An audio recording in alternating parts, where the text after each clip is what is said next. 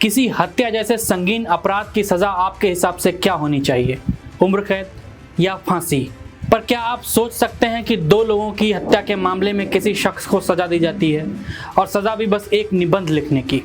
नमस्कार, मैं हूं पीयूष और आप देख रहे हैं सुखनदान स्टोरीज। बीते रविवार सुबह 3 बजे एक एम्बुलेंस मध्य प्रदेश के उमरिया जिले के बिरसिंहपुर में पहुंची। इसके दरवाजे खुलते ही 24 वर्षीय अनीश अवधिया के परिजन फूट फूट कर रोने लगे। युवा आईटी इंजीनियर जो पुणे में काम कर रहा था, उन दो लोगों में से एक था जिनकी हत्या एक नशे में धुत नाबालिग रईसजादे द्वारा चलाई जा रही तेज रफ्तार पोर्श कार ने बाइक को टक्कर मारकर कर दी थी। अनीश के दादा आत्माराम अवधिया ने कहा कि कार के नाबालिग ड्राइवर को जमानत नहीं दी जानी चाहिए थी। उन्होंने कहा कि इस हादसे में 2 लोगों की मौत हो गई है। यह पूरी तरह से गलत है। हम कड़ी सज़ा चाहते हैं। आरोपियों को दी गई जमानत रद्द की जानी चाहिए। उनके चाचा अखिलेश अवधिया ने कहा कि नाबालिग आरोपी नशे में था और 240 किलोमीटर प्रति घंटे की रफ्तार से गाड़ी चला रहा था। उसके पास ड्राइविंग लाइसेंस नहीं था। यह हत्या है, दुर्घटना नहीं। अनीश अवधिया और अश्विनी कोष्टा दोनों आईटी इंजीनियर थे। शनिवार देर रात एक समारोह से लौट रहे थे। रात करीब 2:15 पर उनकी बाइक को पीछे से तेज रफ्तार पोर्श कार ने टक्कर मार दी।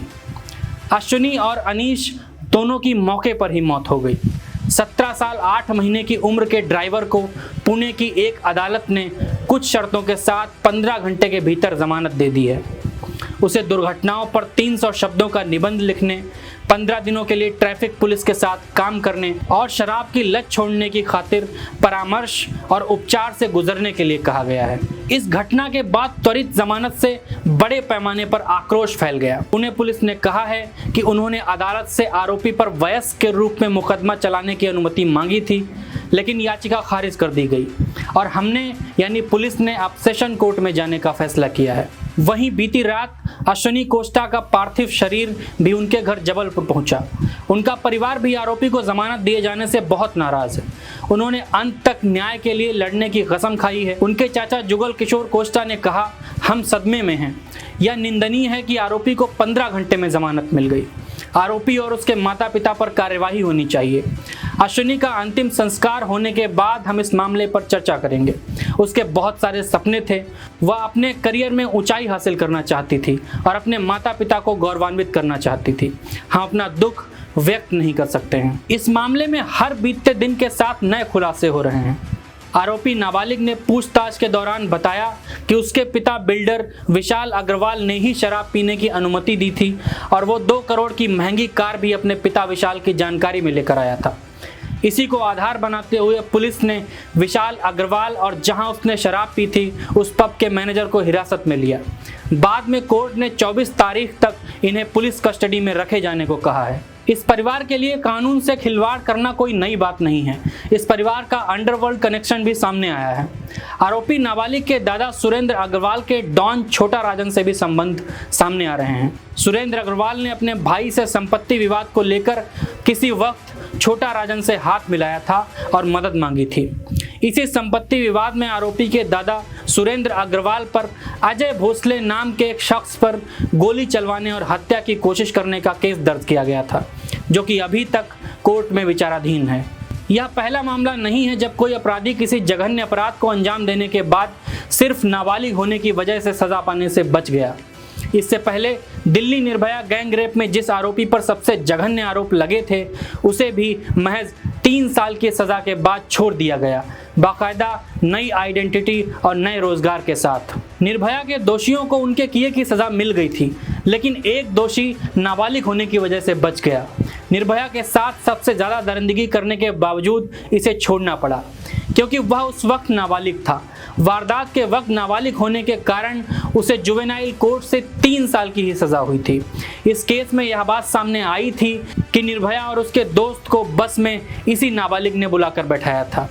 यह भी आरोप लगते रहे कि इसी दोषी ने निर्भया के साथ सबसे ज़्यादा दरिंदगी की थी। इसके अलावा 8 सितंबर 2017 में दिल्ली से सटे गुरुग्राम के एक स्कूल में दूसरा मामला सामने आया, जिसने सबको हैरान कर दिया। गुरुग्राम के रेयान इंटरनेशनल स्कूल के टॉयलेट में दूसरी क्लास में पढ़ने वाले छात्र का एक शव मिला। शुरुआत में इस हत्याकांड के शक की सुई स्कूल के बस कंडक्टर पर थी, लेकिन बाद में पता चला कि स्कूल के ही एक दूसरे छात्र ने गला रेत कर उसका मर्डर किया था। वो छात्र भी नाबालिग था। इसी सिलसिले में चंडीगढ़ शहर में साल 2019 में एक नाबालिग के साथ 17 साल के नाबालिग द्वारा 2 बार रेप करने का मामला सामने आया। नाबालिग लड़की एक पार्क में बैठी हुई थी, तभी उसे दूसरा नाबालिग मिला।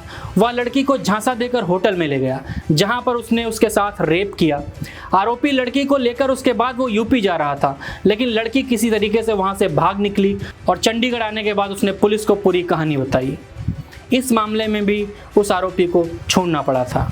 इसी साल गुजरात के वडोदरा से एक हत्या का मामला सामने आया। एक नाबालिग को एक साथी का कमेंट इतना बुरा लगा कि उसने उसकी हत्या कर दी। लड़के को उसकी गर्लफ्रेंड ना होने की वजह से चिढ़ाया गया था, जिसके बाद नाबालिग ने उसे चाकू से गोद कर मार दिया। एक और मामला सामने आता है। महाराजगंज के एक हत्याकांड में एक शख्स पर जुर्म साबित होता है और उसे उम्र कैद की सज़ा हो जाती है। सज़ा के दिनों के दौरान रिहाई के लिए वो कई वकील बदलता है, पर किसी का ध्यान घटना के वक्त उसके नाबालिग होने की तरफ नहीं जाता। 17 साल बीत जाते हैं, तब जाकर एक वकील इस बात पर गौर करता है और केस को सुप्रीम कोर्ट में रीओपन करवाता है। बाद में सुप्रीम कोर्ट अपने फैसले में ये कहती है कि आरोपी घटना के वक्त नाबालिग था और उसका केस जुवेनाइल कोर्ट में चलना चाहिए था, जहां उसे अधिकतम 3 साल की सज़ा होती और वो छूट जाता। वह अपनी सज़ा से अधिक समय जेल में बिता चुका है, इस आधार पर उसे रिहा किया जाता है। सिर्फ यह इकलौता मामला ऐसा था जिसमें आरोपी को नाबालिग होने के बावजूद 17 साल जेल में बिताने पड़े, मगर यह उसके वकील की लापरवाही की वजह से हुआ, वरना वो भी छूट जाता। यूपी के प्रतापगढ़ शहर में 16 साल के एक लड़के ने अपने पिता की हत्या की सुपारी सिर्फ इसलिए दे दी क्योंकि उसके पिता उसे खर्च के लिए ढेर सारे पैसे नहीं देते थे। सुपारी की रकम की एडवांस पेमेंट 1.5 लाख रुपए शूटर्स को काम से पहले ही दे दी गई थी। बाकी करीब 4 लाख रुपए काम हो जाने के बाद देने की बात कही गई थी। फिर शूटर्स ने एक दिन उस नाबालिग के पिता की गोली मारकर हत्या कर दी।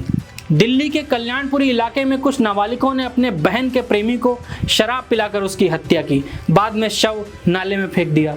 दिल्ली के ही जहांगीरपुरी इलाके में वर्चस्व कायम करने और इंस्टाग्राम पर वीडियो अपलोड करने के लिए 3 नाबालिगों ने एक युवक की बिना वजह चाकू से गोद कर हत्या कर दी। ऐसे हजारों मामले देश दुनिया में देखने को मिलते हैं।